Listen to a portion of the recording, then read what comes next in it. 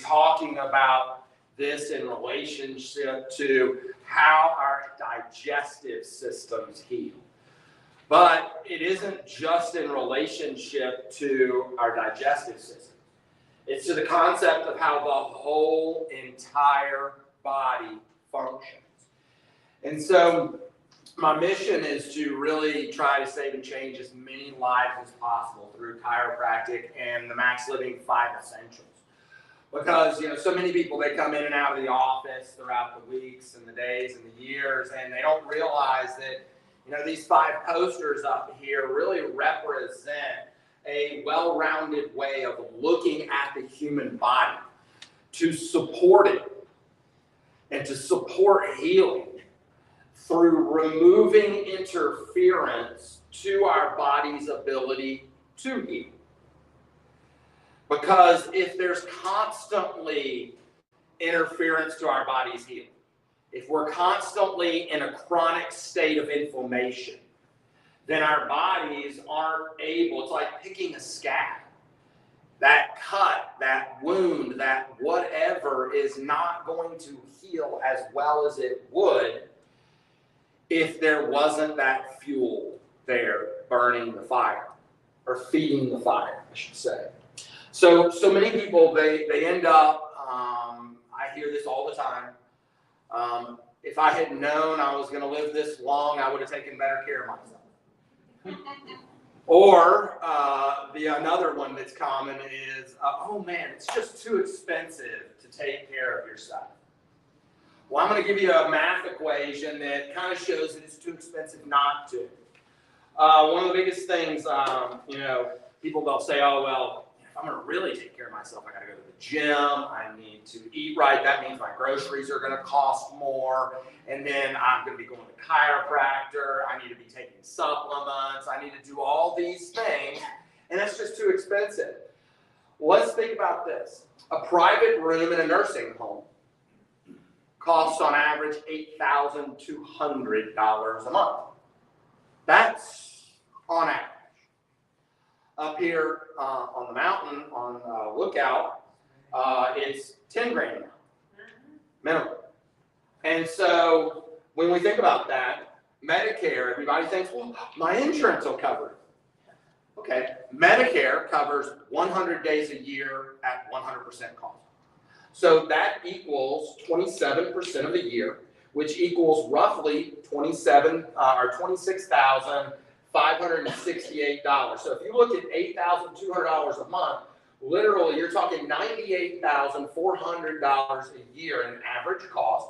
100 days of that is $26,000, leaving you, the individual, at $71,832 a year to live comfortably in the last few years of your life. So if you think about that cost, and then you multiply that out 5 years, all of a sudden you're at $360,000 of out-of-pocket expense in 5 years. So let's do some reverse math. Let's say that you spend an extra $5,000 a month or $5,000 a year to be healthier. You're already doing certain things, so we're just going to add $5,000 worth of extra cost to that, but you're going to do it for 50 years leading up to it. So now that's only $250,000. So what if that saves you 4 years in the nursing home? I hope and pray that everyone can be as amazing as my aunt Glenda was, who had the amazing ability to cook her daughter, invite her daughter over, have cleaned her house, cook her daughter dinner, sit down, watch a movie, laugh, cut up, tell her daughter she'd stayed too long, kick her out, and literally go to sleep and never wake up. Yes, she had health problems. Yes, her daughter had taken her to that doctor that week for heart problems and all these other things, but my aunt decided when. So in all reality, she wasn't in a nursing home. She was still living on her own with family help and assistance. So the question becomes, who do you want to be? want to spend your $360,000 living by yourself in a room in a nursing home for 5 years? Or do you want to be the person who lives life and has more life in their years? Not just more years to their life, but life in those years. So here's the danger zone that I want to talk about, and it's up there on that slide. It's called the comfort zone. I saw some people at the comfort zone and at the Smoke on the Square this weekend. I had a little great experience that I'll share in just a moment.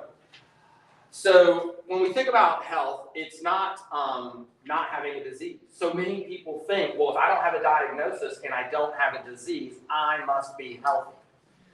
So many people then move just slightly up and they say, well, I'm only on a few medications.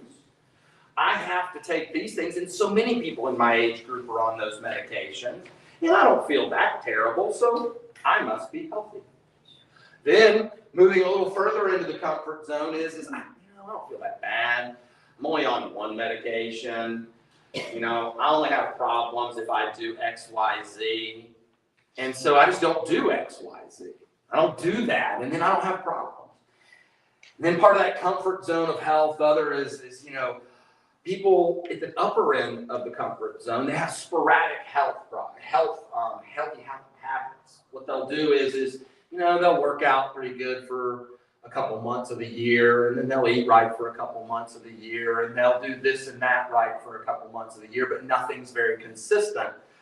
And so all of those people are living in this idea that I'm pretty healthy.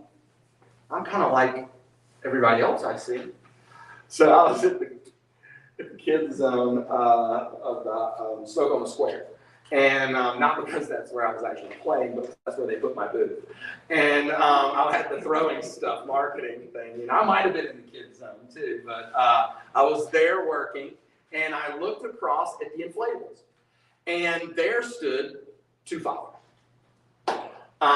Roughly my age, I guess, because I have a kid who's still in a stroller. She's only 2. And I have kids as high as 14.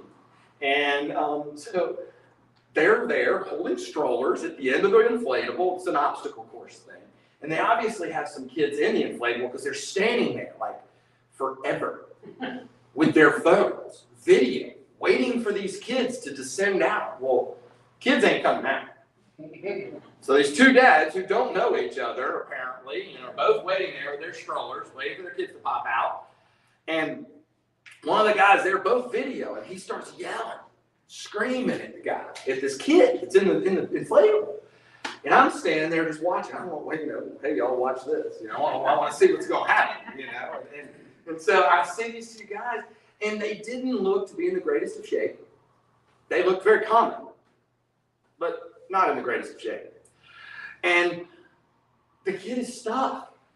And obviously, it's not an emergency. It's an inflatable, for goodness sakes. But the kid's stuck. And the dad's trying to tell him how to get out. Kid's not making it. The dad, whose kid's already out and running around for the next lap, looks at the other one and says, you going in for him? And the guy says, no, I ain't going in there. If I go in there, they're going to have to come get me out of there. And they laugh. I wanted to vomit. I'm like, they're my age. And he doesn't feel physically capable to go in an inflatable. Heaven forbid there was a real emergency. But this is the tone in the thoughts that these joked about it. And they laughed about it. And the kids, of course, finally made it out. Some other kids helped them. And, they got the kid out. But the guy was kind of unwilling to go in and get his kid out of the inflatable.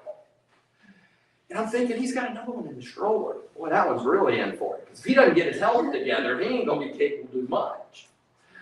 And it dawned on me, there's so many people in that zone.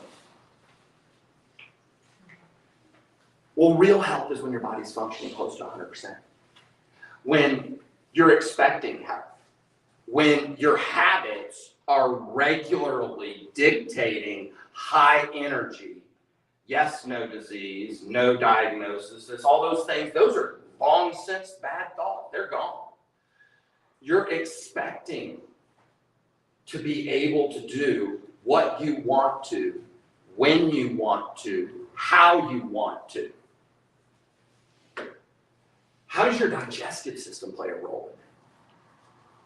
Well, the reality is that yes, we want to have proper digestion, absorption, and elimination. Those are the three main functions of our digestive system.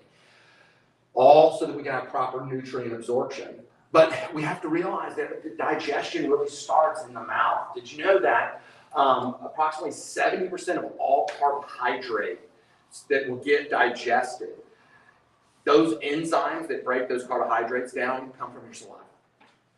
So when your grandmother said chew your food properly, it wasn't just so you wouldn't choke. It's because she didn't know that maybe, but all of the enzymes that are going to break down the sugars and turn them in, or the complex carbs, and move them into sugars so that your body can absorb them, that happens in your saliva.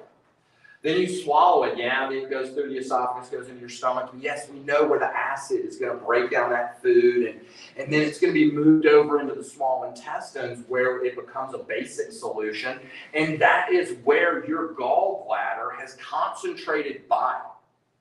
And these bile salts are meant to, and if they don't function properly, and we're going to talk about that, so many people have their gallbladder removed, they'll never have proper digestion again, especially if they don't do certain things. So we've got to cover that. But we concentrate bile salts to be able to emulsify fats. So then lipase and protease enzymes come from your pancreas. And they all mix into this watery solution that then goes through and your body breaks it down and your body gets the nutrients out of it. And if any of those steps all the way through to the colon, which then pulls the water back out of that solution so that we don't dehydrate and die from like having diarrhea all the time. So then that's how elimination happens. So that's the digestive system, so that yes, we break down our food, we absorb our nutrients, and we eliminate the waste products that we don't need to have. Now, one of the biggest keys is that so many people don't realize all disease happens from three things. All chronic disease happens from three causes. A toxicity in something, a deficiency in something, or a lack of control of something.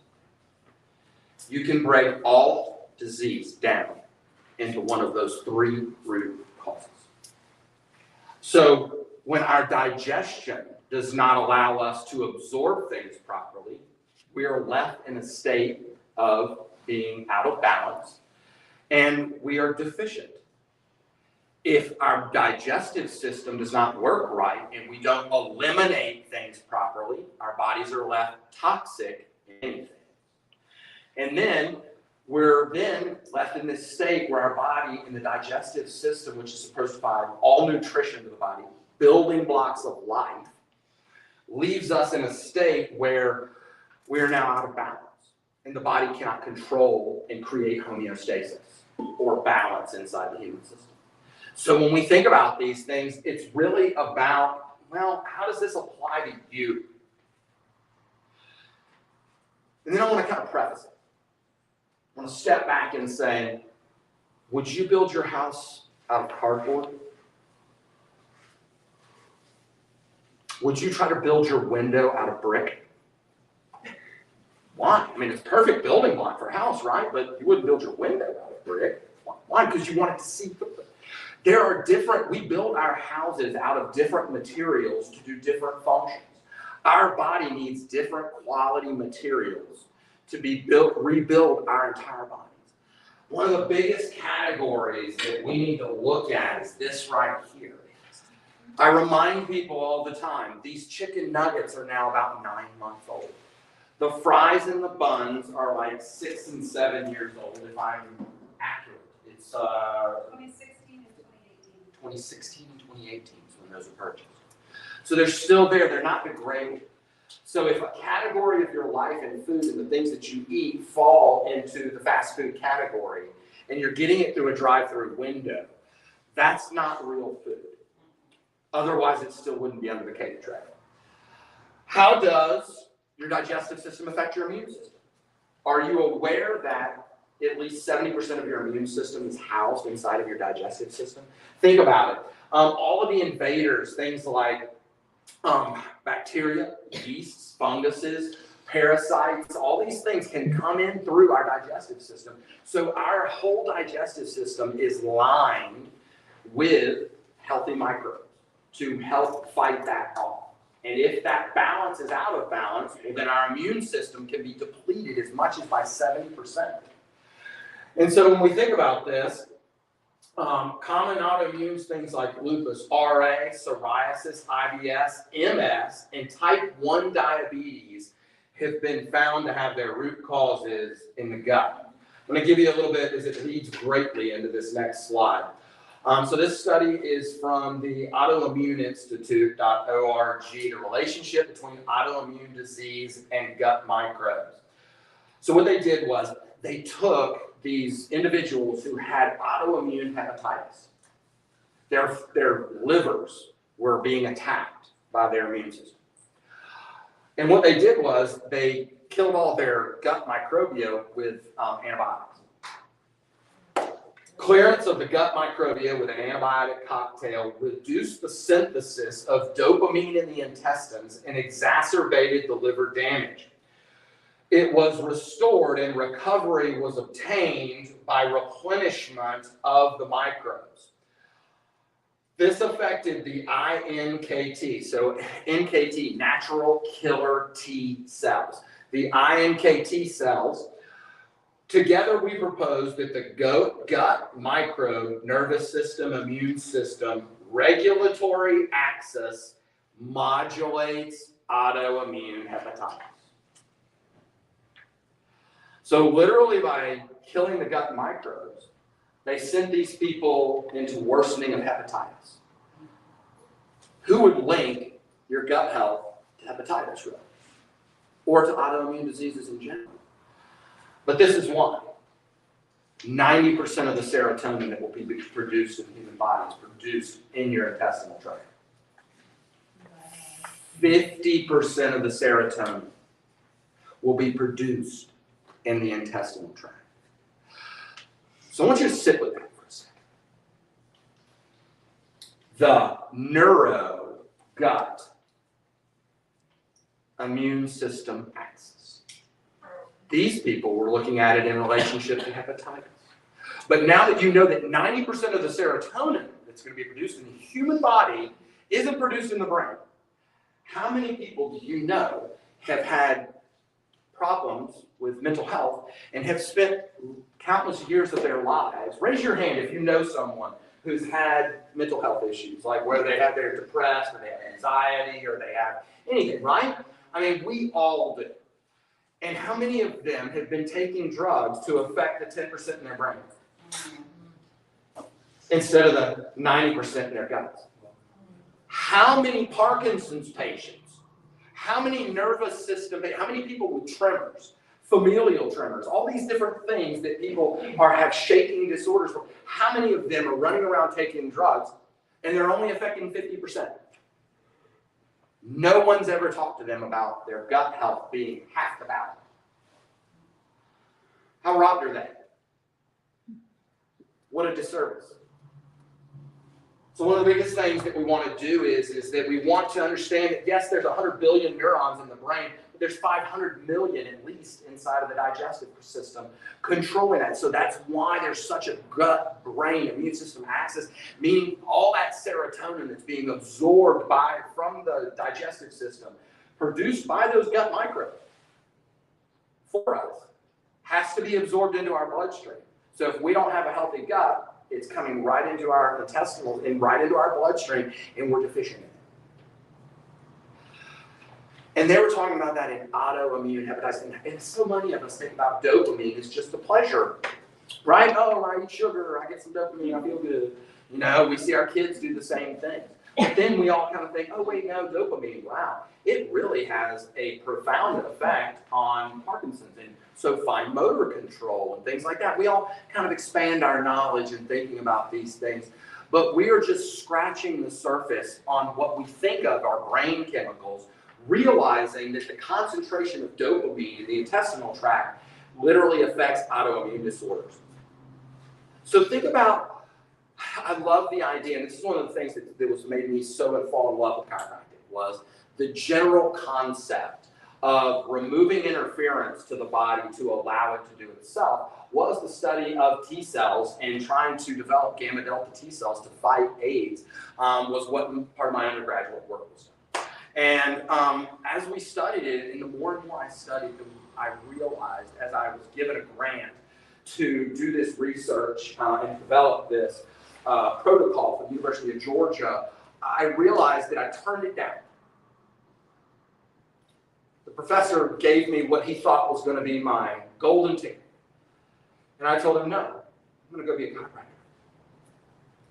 And he said, you're crazy. He's like, this is what we need. We've been waiting for this research. You've written this paper. I was like, here, I signed it. It's yours. Take it. I don't care. I'm not going to spend my life in here studying minutia. Because the more I learned, the more I realized that I didn't know. And that there were so many things about the human body that God had created that I would never understand. And that we have to operate in general truths. Things that will never change. The less interference to your body's ability to absorb nutrition, the better off you're going to be. The more efficient your exercise is for your body at your age and your conditions for what you want, the better off you're going to be. The less interference there is to the nervous system controlling your body, the better off you're going to be. Whether you're a newborn baby or whether you're 105 years old. The less toxic you are, the better off you're always going to be. The better your mindset, the better you're always going to be. So me helping glean some of these truths for you through understanding, hey, it's not just the gastro, it's not just the bloating, it's not just the pain. Oh, well, I mean, I'm pretty healthy. I don't ever really have much problems. I can eat anything I want. Well, let's talk about the concept of what goes in must come out. And let's talk about the reality is that we have to talk about it. Both the frequency, the consistency, and the color. Yeah, it's not the most fun topic. So this is a great chart, the Bristol stool chart. So I'm not going to make anybody feel like I got to raise your hand.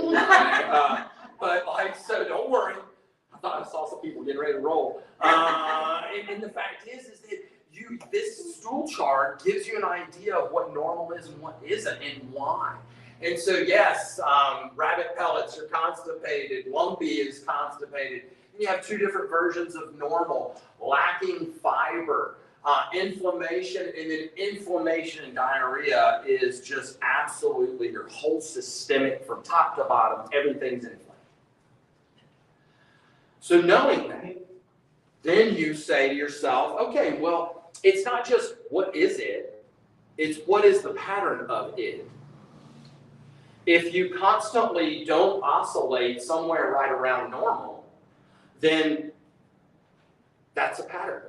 If you go straight from constipation to diarrhea, well, that's a big, huge warning sign of leaky gut syndrome. Well, in IBS, another name, same thing. And so we look at these things. So then there's you have to look at the color. Color tells you different things about it that a lot of people don't want to talk about. Like the white, some people are, wait, who can be white? Yes. And as somebody who's had gallbladder surgery and they don't have proper bowel function, they're usually afterwards, if they're paying attention, their poop is white because they don't have any bile getting in there to emulsify the fat. So the fat is it's like grease running right through them. And so that's a big warning sign, just like a lot of people understand, hey, upper GI bleeding, then the stool is black and tarry. Lower GI bleeding, it's really red because the blood is still brand new.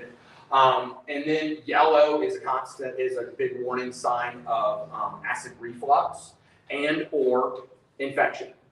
Green is also another big warning sign of infection. Now, of course, if you're taking max greens, then oftentimes whatever day that, when you took it in the morning, then your afternoon bowel movement would probably be neon green. Because whatever you didn't absorb of your max greens, that powdered green supplement, now it's going to come out in your stool. Okay, well, so then that brings up have you ever thought about the frequency? Except for, why do I only go every couple of days? Right? I mean, that's about often when people think about it. So if you took all the food, a salad, some protein, some whatever, and maybe you just pretended like it would fit inside this cup. Let's just pretend. Big meal, whatever. It's going to fit inside this cup. So now, you've swallowed it. It's in your stomach. It gives you perspective, right? You know, and then all of a sudden, it's traveling through you, pushing its way through the some 27 miles or whatever it is of small intestine, or I forget all the exact amount. And it's traveling through you. If you're going to put 3 of these in a day, does it make any sense that only 1 of them would come out? Right? So if you're going to put 3 in a day, shouldn't 3 come out? It's just a thought, folks. It's just a thought. And if that's not what's happening, it's a sign that something's typically not right. So yeah, those are the typical things that people think about as the problem. But it's called, yes, dysbiosis. Oh, let's give it a nice big name.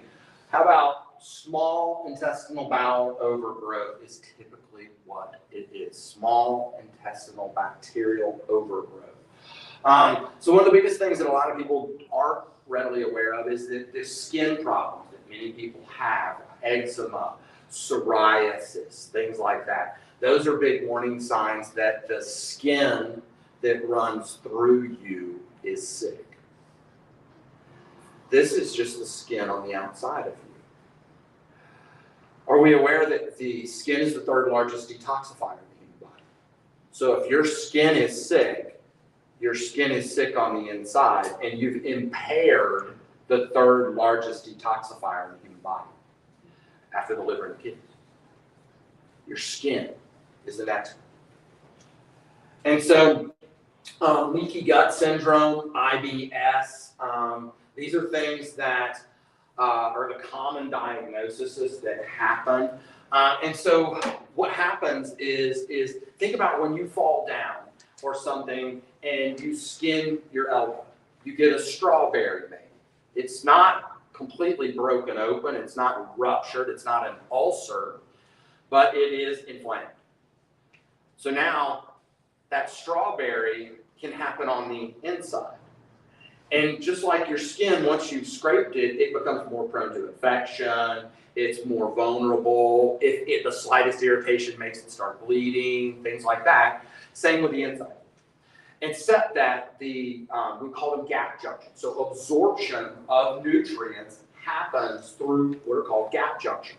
So our skin on the inside is supposed to be tightly woven and really, those gap junctions are tightly knit and held together by protein. When coming in contact with certain nutrients and things like this, they'll open up, use the absorption, and then they tighten back up to make sure that no bacteria come in, no viruses, no anything bad. Funguses, yeast, they're that tight. They hold those things out. They open up and close.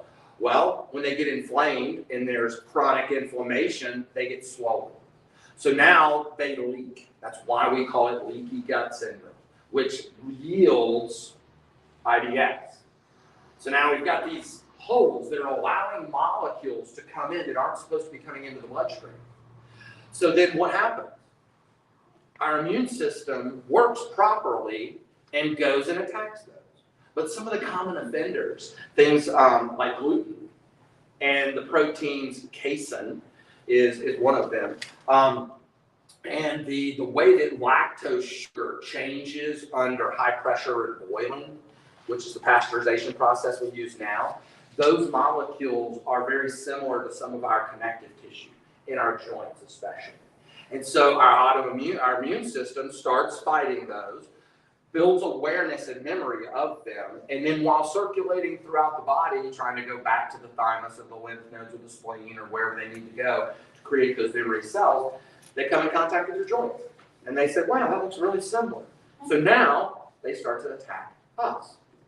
Autoimmunity has its roots in the intestinal tract. And the only way to get rid of the chronic inflammation isn't to shut down the immune system with drugs, to suppress the very thing that keeps us alive, which is why you hear those great commercials where all the amazing events are going to happen in their lives, and they're running through fields of clover, and they're doing these things right while they're supposedly, and then it says, you may die of chronic infection. And, you know, call your doctor immediately if you have swelling of the lymph nodes and your face goes numb. And, you know, and all these different things, and they give you the laundry list of things that it might do to you. And there's always chronic infection. Causes increases in these kinds of cancers, lymphomas, and all these things, right? The reason is that we have to get rid of the source of the problem. Otherwise, the problem will never go away. I tell people all the time, there's no such thing as an adjustment that will make you non-diabetic if you keep eating donuts. There's no amount of exercise if the Twinkie still makes it in your mouth. It's not going to happen. Just like if you're allergic to XYZ and you know that every time you eat it, but man, I like it. Well, I hope you like whatever's bothering you, because it's not going away either. We have to understand these things. So how are we going to fix it? It's all about the 5 essentials. Looking at you as a whole human being. Quality foods, we've got to get back to it. So what are some of the top 5 gut healing foods? Number 1 category is healthy fats. Literally omega-3 fatty acids themselves, without doing anything but going to clean sources of healthy fat like olive oil. For high temperature cooking, it's avocado oil. Eating avocados, remembering that has been found, let me give you the stat, it was to reduce inflammation by, there it is, 20% improvement of microbial content in the gut simply by changing your fats. Getting rid of trans fats, hydrogenated oils, partially hydrogenated oils. You're going to get a 20% improvement just by allowing our body to have those healthy fats. So remember that wild-caught fish, grass-fed beef fall into those categories. It's not, I mean, yes, most of our diet, 80-20, 90-10, should be plant-based. But the quality of the meats that we come in contact with are really important. I like to talk about probiotics in different phases and different implementations and also at different times. Because one of the things that if we're going to fix things, first of all, we have to remove the problem. We have to repair the gut lining. And then we have to re-inoculate it with a new microbes. That's the whole cycle. None of it happens. It's not like we remove them and then we start with repairing and then we go to re-inoculate. They all happen constantly together. And they have to be looked at holistically together because it's not like one can stop unless you're going to fast for 6 weeks and do them one at a time, which, no, exactly. The faces, fast for 6 weeks. No, don't worry, I'm not going to eat.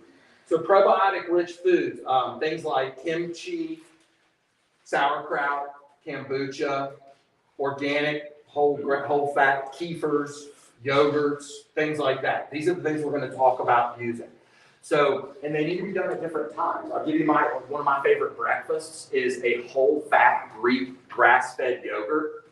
Take that and put in a bunch of nuts and seeds and then organic berries. Throwing that in there, stirring it all up, letting that become, different colors and eating that. It's portable, it's easy to make, and it travels with me in a container here so I can do paperwork in the morning. Right? So that's one of the things, but it's probiotic, it's high in fiber, it's healthy fat, and it's got a high antioxidant content to it. Soft tissue is made up of the things like calcium, magnesium, same thing that cartilage is made of. All connective tissue is made up of those same things. So it all starts with vitamin C, and then we have to have a certain amount of other things that mix with that so that we can get the collagen formed. Vitamin C, collagen make connective tissue. So if we're going to repair these things, organic bone broth is a great source of all of those things that motivate from the bones to go out to fix problems in the body. It's where we store the building constituents of all the blood, all of these things. So that's a great one to know about. Antioxidant-rich berries. If we're going to be putting in berries to put out that fire, we have to have antioxidants. Those are like the fire extinguisher. Another great fire extinguisher, we also have a lot of fiber, which we're going to talk about using to sweep through, is ginger. And so many of us know about it. Oh, Mom, you need some ginger ale for when my belly hurt, that kind of thing. Well, I wish it hadn't had all that sugar in it. And the reality is that it's the gingerol is the enzyme that goes in and helps improve. It does cut nausea, it does fight bloating, but it's fresh ginger is going to be the best thing. I love ginger tea is slicing that up thinly, bring it to a boil in a pot, a couple of quarts of it, and a chunk like yay big, sliced really thin. I even sometimes will use a carrot peeler to really make it paper thin so that it will liquefy in there. And then letting that go down and putting some other kind of lemon or something else in there to cut it and make it palatable. And sipping that warmly for my kids is one of the things that we'll use when they have belly aches. But it's also just to aid in digestion, to help clean things out, to put out that fire. So it's all about removing the problem and repair and re-inoculate. So let's talk about removing. This is one of the big, getting rid of those bad bacteria. Number one, get rid of the things that are causing inflammation in your life. Do you take a lot of NSAIDs? Non-steroidal anti-inflammatory medication. We know they cause ulcers in the stomach. Number one cause of, that category of drugs in America causes more end-stage liver failure than alcoholism and hepatitis put together. There's a stat we don't talk enough about. Here, just take a couple of these for your joint aches for the next 30 years and you wonder why your liver's shot. Well, they didn't tell you about it, right? I mean, how many people have gone 20 years taking, I don't have a problem with those ibuprofen. I only take 4 or 5 a day for 20 years instead of fixing the joint problem. So that's another one that I love to get rid of. Yes? No. So that's what I need to finish. This is my joint problem. I understand. So here's the thing. Another one I love, fibrous foods are a great source. So cruciferous vegetable family is probably the best broom of them all because it has sulforaphane in high concentrations. Broccoli is one of the best ones. It has this enzyme in there that goes through and acts as an antibacterial against bad bugs. Our bugs that live there, they don't mind it at all. And so the good healthy bugs that we want. And so on the cruciferous vegetable family, broccoli, cauliflower, Brussels sprouts, things like that. And of course, doing as much of those things raw is going to be best. Steamed is then going to be another quick way of cooking those that's good. And then making sure that if you're going to cook them and bake them, that you just put it at 275 and let it go for a little while. Okay? Don't superheat them up to 400 and char them and all these other things. Because you want those enzymes to be there. Then that's where I like sauerkraut, which is a great fibrous food that goes through that cabbage. Will pass it. It has to be raw, unpasteurized sauerkraut. Raw, unpasteurized. Raw, unpasteurized sauerkraut passes through the digestive system like a broom, but those bacteria, the good healthy bugs, are so embedded in there and are attached to that fiber that they make it all the way through to the colon. Very few probiotics do. So the probiotics that are in our vitamin D, the probiotics that are in the Max GI, the probiotics that you buy and you drink, the kefir, all those things, by the time they're through, about halfway through the small intestines, they're starting to lose their effect. They don't make it to the colon. Sauerkraut does. So that's a great one to use. I like taking a forkful of that. I'll get done with dinner maybe 7, 8 o'clock at night, and I'll be going to bed around 10 o'clock or 11, depending on when the kids are going to sleep. And when I'm about to go get the kids to go to sleep, I'll take a fork full of sauerkraut, make that the last thing that I chew on. I've got my stomach's empty. It's gonna pass through and be pretty much just a probiotic supplement, but it's also a broom to push anything through that was not getting digested properly.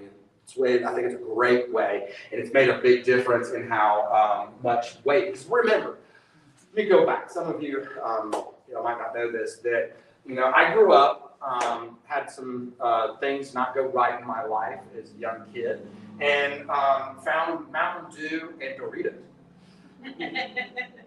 And like any other kid that was allowed to have them, and ride his bike to the store and get Jolly Ranchers and all these kind of things. By the time I was in third grade, I weighed 200 pounds. Third grade. And I maintained that all the way. That 200 pounds, I pretty much stayed that way, between 200 and 220, all the way up till 8th grade. And then in 8th grade, I went from 5'4", 200 and something, to 6 foot tall and 180. And then I've oscillated somewhere, and then they found me in football. And so then they said, oh my gosh, this guy's strong and we can bulk him up again. And we know he used to be big. We can get him big again. And they got me big again. And so I maintained a large part of my life around 240. And now I typically stay more down around 190. And that's a healthier weight. I mean, yes, it probably should be 180, but it's a heck of a lot better than 240. And the idea is that the reason I say that is that I'm not standing up here perfect. We all have history. We all have things and gaps in our education, and we all have gaps in our implementation. Taking our educated mind and turning it into habits for implementation, that's where the rubber hits the road. That's the grind. But it's also where the results are at. So we remove the inflammation. I got rid of the Doritos and the Mountain Dew. I had one of those in 20-something. So here's the idea. Then if we could get rid of what's causing the problem, we can repair it. This is where I love talking about the building blocks. Some of these things like the Gut Renew product, we're going to talk about some of the supplements.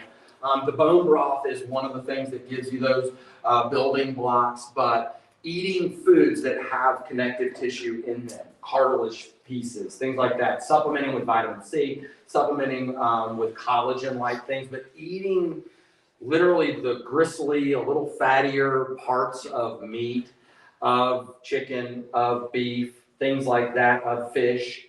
Those are going to give you those little building blocks to rebuild the soft tissue and to reweave those. If you're eating a diet void of all of that connective type tissue, you're not going to have it naturally from your diet. So you're going to have to supplement for it. And so that's where that Gut Renew powder comes in, because it gives you the glucosamine from a source that's not shellfish, which is probably one of the greatest ways to get that type of glucosamine, to be able to rebuild the lining of that. But to be able to do that, we have to be able to then re-inoculate. So this is where we're going to talk about some of the things, replacing things and getting those good gut bacteria. Digestive enzymes are going to be a huge part of this. So many people have brought out the fact that they are not, they're not re-inoculating. They're not allowing their body to have enough rest. So let me back up. I forget I skipped this. Repair, you got to give the GI system time to rest. My way of doing that is intermittent fasting.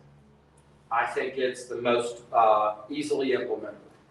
So 16-8 is my favorite windows. So I will quit eating at 8 o'clock at night, and then I won't eat again until about 2 o'clock the next day. And then you can only have water, black coffee, things, nothing that contains any calories. And so you're looking for that 16-8 window to literally give the whole entire GI system that time to heal. Nothing's passing through it. All it has to do is heal the lining. So I do that Monday, Wednesday, and Friday. That's mine. You find what works for you. The only reason I don't do it other days is because I take my kids to school on Tuesdays and Thursdays. And I like to wake up and get them out of bed, cook them breakfast, and then drive them to school and, get to do that. That's like that's my daddy time. So I don't fast Tuesdays. So, what's your reasons? You know what I mean? Make it work for you. What a part of your schedule allows you to put that in there? Reinoculate. Just like I talked about the forkful of sauerkraut at night, my breakfast gives me that Greek yogurt. Digestive enzymes are in bitter foods. This is where I want to talk about that gallbladder removal, because bile emulsification, if one of the largest groups that's missing is healthy fats, the absorption of healthy fats is missing a lot of times because people's livers and gallbladders are sick. They're not functioning properly. So if we're going to emulsify fats and properly absorb omega fats, then we need that to be working right. And so the biggest group, how can you improve your bile and your liver is to eat dark green leafy vegetables as well as things like beetroot, artichokes, and pickles. Some drinks that help with that are dandelion tea, lemon tea. Coffee actually is a good stimulant of bile production. Of course, coffee, though, is one of the highest pesticide-sprayed foods out there, so you want to be drinking organic coffee. And then if you're going to drink coffee, it shouldn't have any artificial sweeteners, colors, food additives, or dyes going into it. So the coffee mate junk in the grocery store that has a long laundry list on the back of what the ingredients are does not make your coffee healthy. It may make it tasty, but it makes it poisonous. So if you have had your gallbladder removed, another great additive is to take apple cider vinegar to help break down and help improve your bile production before meals. Also, if somebody has had their gallbladder removed, it is absolutely imperative that you take bile salts before every meal. Otherwise, you're not going to emulsify fats. Don't raise your hand. But if you've had your gallbladder removed and you ever eat anything that's very greasy, what happens? It just passes right through you, right? It's like, oh, I just ate that, and now I'm running to the bathroom. No, we can't leave yet. Because I know in 20 minutes I'm going to be headed that way. Let's not get on the road. No, enjoy your Sprite. Don't you order dessert? The gallbladder people are like, no, let's hang. And the reason is because that passes right through them. They don't emulsify it.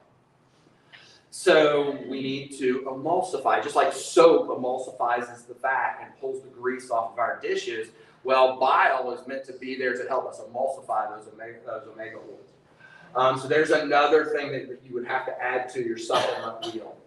What did you say it was? ACV and what else? Apple cider vinegar. Yeah, ACV and then bile salts. Okay. Bile salts, yes. Other questions? Let's stop and ask questions right now. If you have some apple cider vinegar, as much as an ounce, within 15 minutes of a meal, you will not get as high a blood sugar spike. I like that too for diabetics. Who has a question? Yes. Where did you get that bile salts from? Get it up, sure. Some of the things, the digestive enzymes are going to be in this next slide. This. In this office, we provide food solutions. We provide all the things you can do at home, and then we have the bundles that will provide you the things that will give it to you. So now you got to answer the question: how long have you had digestive problems? If you're somebody who's going to say, "Oh, I've had that for a long time," or "since I was a kid," if that's your answer, you're going to need to hit your digestive system with the kitchen sink, so to speak. Like you're going to have to hit it with everything to get it to heal, because those wounds have gone so deep. The dysbiosis, the bacterial overgrowth, has not been right in a long time. Ask yourself this: if they were using antibiotics to induce hepatitis, how many rounds of antibiotics have you been on in your lifetime? And then, how many of those did you know to re-inoculate your digestive system afterwards? I didn't. I bet I went through 20 rounds when I was a kid, right? My mom was never feeding me yogurt afterwards, right? It just wasn't a part of our education back then, you know? It just wasn't. So the Max GI gives you a type of bacteria that is helps repopulate. It gives you some of the things like the oregano oil, the thyme oil, the different oils that are antibacterial in property that supplement those. There's also a lysozyme in there that helps break down a type of bacteria that's common in small bacterial overgrowth. So it attacks those cell walls, but it leaves the cell walls of your bacteria that are healthy. It doesn't attack that type. And so that's why Max GI is in the bundle. Digestive enzymes give you the enzymes to break down carbohydrates better, proteases in there, and lipases in there. So again, so many people have not given their digestive systems time to rest and their enzymes time to rebuild through intermittent fasting or just fasting in general. You know, I used to do a couple times a year, I would do a 7-day fast to let my digestive system heal. And I know some of you have done similar things. But now I just find it easier to give it three rests a week instead of such a long fast. Gut Renew powder is meant to give you all the building blocks to rebuild the lining of those and to heal those gap junctions, things like the glucosamine and the different herbs and different things that help our whole system. Glucosamine and the building blocks of mucus. So many of us don't, just like another thing that I would add to people's supplementation regimen is that, especially people who have acid reflux, after you have gone through maybe 45 minutes of digestion and your stomach is then getting close to that hour where it's passing it into the small intestines, starting to take sips of aloe vera gel. It's a very basic solution. It is also got the greatest amount or similarities to human mucus is any other thing on the planet. So it helps coat the esophagus. It helps create a more basic environment of the esophagus and cools down that fire that was going on. It's meant to be there. Our stomachs are meant to be acid. Taking the Nexium, the purple pill, yeah, it cuts down on the acid in your stomach, which shuts down the digestion of your food, and in women, increases your risk of dementia exponentially. They don't tell you that. But it does. Read the research. It increases dementia in women off the charts. And we don't talk about it. It increases risk of dementia in men, but it's only by like 10% or so. In women, it's like in the 30s. So, and we don't know why, but it is what it is. Re-inoculate is probiotic 50s. Taking that again on an empty stomach and or at night, just like I did the sauerkraut, taking those probiotics should be done on an empty stomach.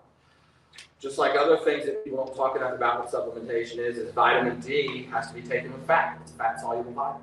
If you've been taking your vitamin D all this time on an empty stomach with the rest of your supplements, you're not absorbing that fat-soluble vitamin. It has to be taken with fatty meat. Who has a question about the bundles? The reason, one of the things that we do at workshops is all supplements are 10% off, but the bundles are 15% off. As a matter of fact, what we're going to do right now is people who, let's see here, Mallory Fellish, just want 15% off, whatever you want to get. All right, so let's choose somebody else. Let's make it a little more. Linda Keith. There you go. Lost you in the crowd there for a second. You won 15% off too, and then what we're doing is trying to make Ansley Cable. Won 15% off. So what this does is we're trying to allow people who aren't regularly using supplements to be able to afford to get what they need. And the fact is then who has questions about things, about whether it's sauerkraut, food, anything? Questions about supplements, questions about, yes. So what if you don't eat meat, then you take vitamin D? Okay, so you can take it with, so you do a borage oil or a flaxseed oil or any kind of omega oil supplement. Just fish oil.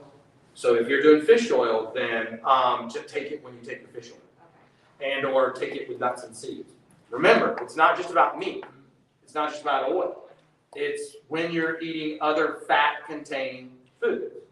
So that's nuts and seeds, that's dairy, things like that. When you take your Greek yogurt or whatever else you can. What else?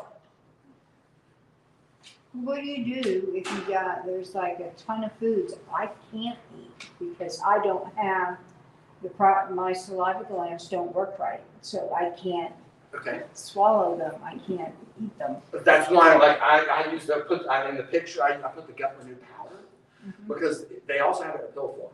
But I take enough pills, right? I take so many supplements. I take probably 14 different things throughout the day at different times, and most of them are in pill form, right? Why? I'm sick of it. I want as many of these things in powders. So now I use our electrolyte powder to get my electrolytes, but the electrolyte supplement in there is vitamin C. So I get my vitamin C from my electrolyte powder simply because it's in a formula that's a powder. I switched over to that instead of taking because my vitamin C was a pill. I'm looking for as many powder-based things as possible so I can shake them up and drink them. And then I can use that to take those pills with instead of just adding more to the mouth, right? And then Mortar and pestle. yeah, mortar and pestle, yeah. If you have any supplement that's a tablet, it's typically not being absorbed. You're pooping your money away. Literally, it's passing through you is a solid. And if you crush it, probably better. But then you can also check that theory with taking yours and putting them inside of a cup with apple cider vinegar in it, which is similar to the pH of our stomachs. If those aren't digested in 30 minutes, like they're not completely dissolved in 30 minutes, they're not going to dissolve in your stomach. And you realize that's a way of testing your supplements, your absorbability, your rate. The reason that I started carrying them and I love Max Living is because they guarantee our supplements are 95% bioavailable and absorbable. So it's not only, it's in a form that your body likes to use and it's easy to absorb. I don't know any other product on the market that does that. That's why I like them. That's why we use them. That's why my kids take them. I mean, as a doctor, we get to choose. I could have any supplement company in here I want, but anything I want on the shelf, I have that right. I can order just like Whole Foods. But instead, my kids are taking these things. I'm taking it. My wife's taking it. Why? Because they're my kids. Right? And so I've gone to that level. Who else has a supplement question? I have one more question. Yes, please. I take a lot of detox tea. How does that work? Like, am I taking too much? Yeah, I don't know, but detoxes in general are meant to be taken as far away from other supplements and medications as possible. That's number one. Just like fiber supplements. If you're taking your supplements along with a fiber supplement, you're pooping your money away. No, it's not happening. That fiber's binding up the supplements along with all the other stuff that you want the fiber to bind up. So your supplements should be taken completely away from your sweets, your brews. And so I would talk to you about timing of teas, types of teas, and those kind of things. And we can do that just in a conversation. Okay? Who else? If you're taking capsules, you advise just pulling them apart. If they're cellulose capsules, take them like they are. If they're gelatin capsules, yes. I would totally break them open and throw those away. Yes. Oh, I'm sorry. I thought it was your hand. Sorry. You talked about cooking with olive oil and avocado oil. What about coconut oil? Both of those, olive oil and coconut oil, are okay up to 350, which is their smoke point. At that point, they start to turn cancerous. They start to turn into aromatases. So that's their cut point. At that point, anything over 350, you need to be cooking with avocado oil. And because it has a smoke point of 450, like 460, depending on what you're talking. So that's really why they're both high omega-3s, but it's about temperature. Coconut oil is just as good. I like it with certain products. I don't like it with other things. That's simply a taste thing. I like it more with things that are like cooking cakes and things like that, using almond flour. I'll use coconut oil. Everything else I use olive oil. What about peanut? Peanut oil, typically peanuts are just a bad product. I love peanut butter, don't get me wrong. But if you buy organic peanut oil or organic peanut butter, you're getting the aflatoxin that comes from the fungus that the pesticide was meant to kill. And if you then get regular peanut butter, you're getting all the pesticide that killed the fungus. So either way, it's poison. So that's why almond butter is a better alternative. It does not taste as good. I openly admit that. But yet cashew butter is a little closer. But still, and so in my family, we do battle. We'll eat, as a family, we'll eat a jar of peanut butter, then I force a jar of almond butter. And then we go back and we alternate. And my kids hate it, but they deal with it because of me. I shop, I buy, right? I'm the guy at Costco. What else? I love this. Where do you buy your grass-fed organic Greek yogurt and your raw unpasteurized sauerkraut? I get those, Costco is where I get the raw, I get Wild Brine, it's sold at Ingles. That's the brand I like, but it comes in these huge containers at Costco. And so I get Wild Brine, organic sauerkraut, kraut. And then my beef, I slaughter a cow, and share a cow with a guy. And then, the Greek yogurt. Sometimes I'll use Publix. I also use Grass Milk is another brand. And then what? Get the grass milk in Ingles. Yeah, those are not a problem. I just have a hard time But the finding. Greek yogurt. The Greek yogurt is difficult because I can find grass-fed, organic, regular yogurt, but it's really hard to find the Greek for some reason. The Greek typically Whole Foods. And then I find it sometimes at Ingles, but most of the time Publix. So I have a loop. Yeah. And depending on what I need, that determines how I go home, where I shop. Yep. Cool. Yeah. And it's that important. Bubby's Again, sauerkraut. do you want more time in the nursing home or do you want more time at home? Which one do you want? You can pay now or you can pay later. Either way, you're gonna pay. Yeah. So again, what else? Exercise and gut health. It's not an option. Exercise is not an option. How does it relate to gut health? Well, sweat releases toxins. It's the third largest detoxifier in the body. If you're not sweating profusely every day, you're forcing your liver and your kidneys to get rid of things they're not supposed to be getting rid of. It's supposed to be gotten rid of in your sweat. And then another thing is that if you're cardiovascularly fit, oxygen is not being delivered to your GI tract properly. You're not shipping all those nutrients out of the digestive tract into the rest of your body properly.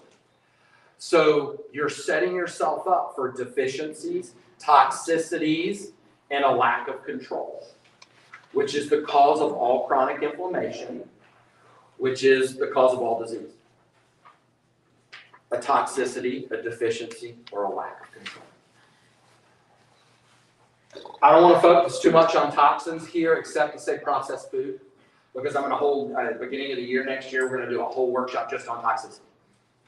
But processed food, there are 10,000 food additives that are allowed in the United States. 10,000. And there's at least 3,000 preservatives that we know that are allowed by the FDA to be added to your food. Hello. That's how I can sit and eat this cake tray. Those are chicken nuggets in there, supposedly. Do you really think those are chicken nuggets? I don't know. Oh my God, no. Check your home, ewg.org is a great website. I love to talk about stress. Again, we're gonna have another workshop on it. The fact is that stress and gut health is to say this. Most people get out and exercise and think about their problem. Right? It's a great time. I'm out there grinding it out. Right? You know? Here I've gotten ready. I'm gonna go on a walk, and then I'm figuring out how in the world I'm gonna get the kids to school, pick them up. I'm gonna do all these things. What am I gonna cook for dinner? Oh my goodness, Lord! You know, and we're walking away, you know, and we're like laundry listing. It's a time to focus to work out all your problems. That's what a lot of people use exercise for. Exercise is meant to burn off cortisol. Cortisol is a stress hormone. So if you're stressing while you're exercising, you're building more cortisol. And so to burn it off, you have to not be in a stress state. So I am highly encouraging you to use exercise as sweating profusely to detoxify. But then I'll give you another way. After meals, a great way. I love the diabetic comment earlier about the fact is that if you'll exercise about 30 minutes, just a light walk, just getting out and walking after a meal around 30 minutes, you'll crush that blood sugar surge because you're burning off that excess sugar that's coming into the bloodstream as it's going up. A lot of people don't talk about the fact that your musculoskeletal system consumes 80% of all blood sugar. So if you're not using your musculoskeletal system, you're forcing your pancreas to produce enough insulin to crush 80% that it's not supposed to deal with. Yes. So how long should you exercise like every day? Um, Or how long should you sweat? Okay, so Max T3 is a great system, max time type tempo, and it's meant to be low tech, done at home. That's what y'all see me doing in the parking lot if you drive by every day at lunch. Me and out there just in the parking lot, blacktop, sweating, where it's supposed to be. So you get out there and you sweat, and it's meant to be high intensity interval training. I've got just a few more minutes of stuff. And so why don't we take a break and get everybody awake? Stand up, put your stuff down in your place. Yes, let me show you what this is like. All right, put your stuff down. Just go with it here for a second. Stand up. We're going to do something. It looks like everybody's a little ginger on the knees, so we'll be easy on those. And we're going to just pretend that your punch is hard and as fast as you can for 20 seconds. As fast as you can. And go. It's just hard and as fast as you can go. Come on, folks. Move those hands. Right now is your chance to beat up your worst enemy and get away with it. Here we go. And stop. Breathe. Oh, wow, you threw something? Oh. Vader exercise. All right. And 4, and 3, and 2, go. Again, hard and as fast as you can. Remember, the only one who has an excuse is the lady with the baby. Everybody else should be breathing.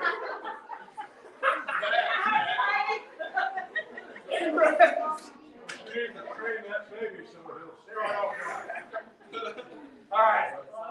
Have a seat. Go team, go. You guys will split on your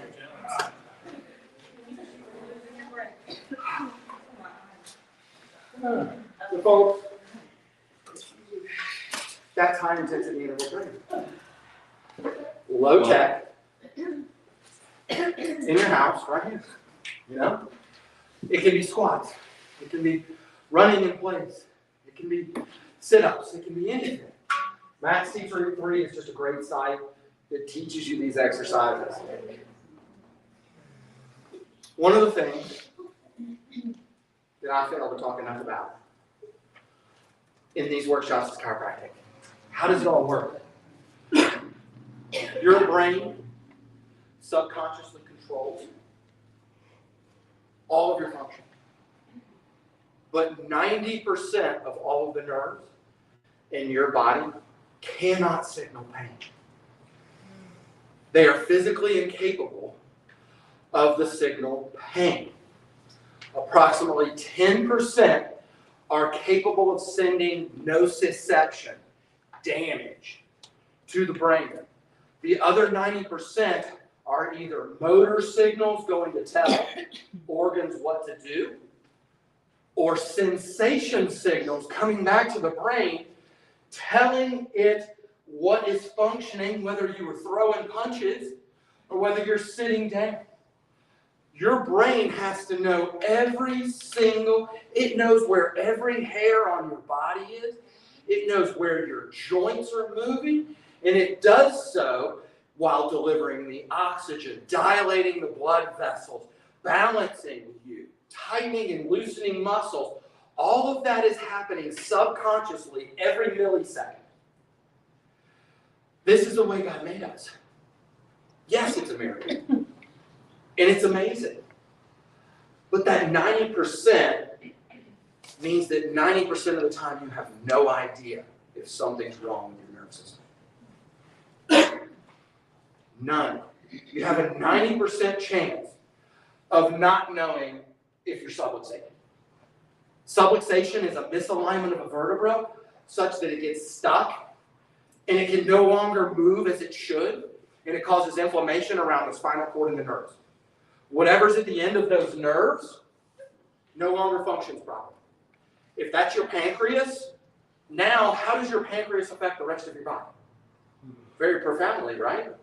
What if those subluxations are choking off the nerves that are going to your kidneys? Maybe they have to be there 20-something years before your kidneys get sick enough for you to think you have a kidney problem. But you certainly don't think you have a nervous system problem. But then we think about these things now that you have knowledge that it bridges the gap. Realizing how many people do you know that have been chasing their tail for umpteen years with mental problems, be it anxiety, depression, whatever, panic attack, whatever it is, and they've been thinking they're treating the brain. But 90% of serotonin is produced in the guts. Simply by being here, you have an awareness that a lot of people have no idea exists. Same thing applies to the nervous system. I could give you all of the digestive enzymes in the world and the most perfect, and if your digestive system's not working right because you're subluxated just below the skull at atlas, that puts pressure on the vagus nerve. Vagus nerve controls blood pressure, and it controls all of digestion from the pancreas up. The moment that you taste food, your brain is assessing how much saliva to produce, not because of how tasty it is, but because of how much carbohydrates are in there. Because it knows that that's the only way it's going to break down those carbs. So vagus nerve is assessing the sweetness of your food to produce the right amount of saliva to break down the carbohydrates to a certain level, because amylase isn't produced in the stomach. It's not produced by your pancreas. It's not produced by your gallbladder and your liver. It's produced up here. So it's assessing that. It's telling the pancreas, get ready, there's so much fat in that meal, there's so much protein in that meal, and it's telling it how big the volume is. It's telling it everything so that the rest of the digestive system's getting ready. And if that doesn't happen properly because you're subluxated up here, I can give you all the things in the world. I can give you all the kale in the world. It's not going to move that bone. How many people know that? Not many. A lot of you sitting here didn't know it until 30 seconds ago. Here's a piece of study or a piece of research that I found was highly interesting. Is that the Journal of Hypertension did a study on chiropractic adjustments and blood pressure. And they found that specific upper cervical chiropractic adjustments lower blood pressure better than the two drugs, HCTZ and Lucembro. How many people know that out there? But it's the Journal of Hypertension that did the research. Wasn't a chiropractic school. They know it. They don't promote it because they can't sell it. Exactly. It's not patentable. We saw the last couple of years bring a lot of things come to pass that we know about that now. One of the things that we do at our workshops is that we give all people, your friends, your family, instead of it being the normal $140 it is to get a chiropractic exam and the x-rays, it's $60. So any person you want to sign up when you go up front to get supplements or to check out and to ask Anna any questions that you need about the supplements you're getting, you can go ahead and let her know who you're signing up, who you want her to save that place for. And $60 covers the exam and it covers the x-rays. anything I need to do. That way, a family can afford to get checked instead of it being $150 a person, it becomes $60, and that covers anything they need. Because we've got to get rid of the financial barriers that are happening inside of our healthcare system. So many people don't get what they need because we've made it too expensive. Not here. Thank the government, the FDA, the CDC. I agree. I agree. Yeah, can we all get an amen? Yes, exactly. How am I going to support you? You need to know, now you know something about nutrition. Maybe you all knew this already, but some of you didn't. Now you want to know how to shop it. We're going to do Shop with the Doc Ingalls. We're going to meet at 6 o'clock, 6:30 I should say, on the 19th.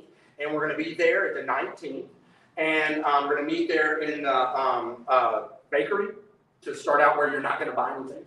And we're going to meet right there. And we're going to go through the store and teach you a food label reading class.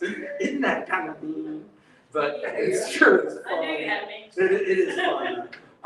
And so we start out there. I'm going to teach you food label reading, how they hide all the ingredients, and then we're going to talk about shopping tips. Our cancer workshop is going to go on the 24th of October, 6:30 right here. But I'm also going to be giving you what the CDC has been walking backwards about COVID, what they have admitted they did wrong. And we're going to talk about that in relationship to immunity and how we can build up our immunity to, again, withstand whatever comes at us. Remember, in general, the medical profession is trying to change the environment to suit weakened humans. Chiropractic, we are trying to strengthen humans to be suitable for the environment.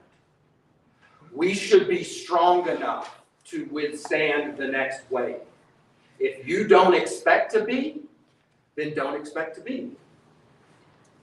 But if you will put forth the work that you're worth to improve you, I promise you that better life, longer life, and more life in those years.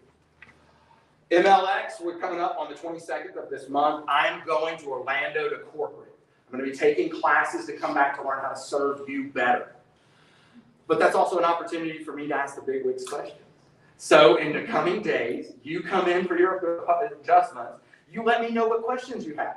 Why don't y'all do this? We need this. I sure would like this kind of supplement. Do you already have that? You know, all these different things. You have certain questions, give them to me. I'll go to corporate. I'll ask them for my interest. I'll come back with an answer. Because a lot of times, I don't know what I don't know. Any further questions? How do we get rid of fluoride in the drinking water? Oh man, move to Paris. They have the cleanest drinking water on the planet, public water system in Paris. Folks, I hope you've been blessed by this information, but more importantly, I hope it was in a format that will allow you to implement it. I'm going to stick around here. Anybody who has questions or needs to get anything on their way out, Miss Anna is waiting for you up front. Be well.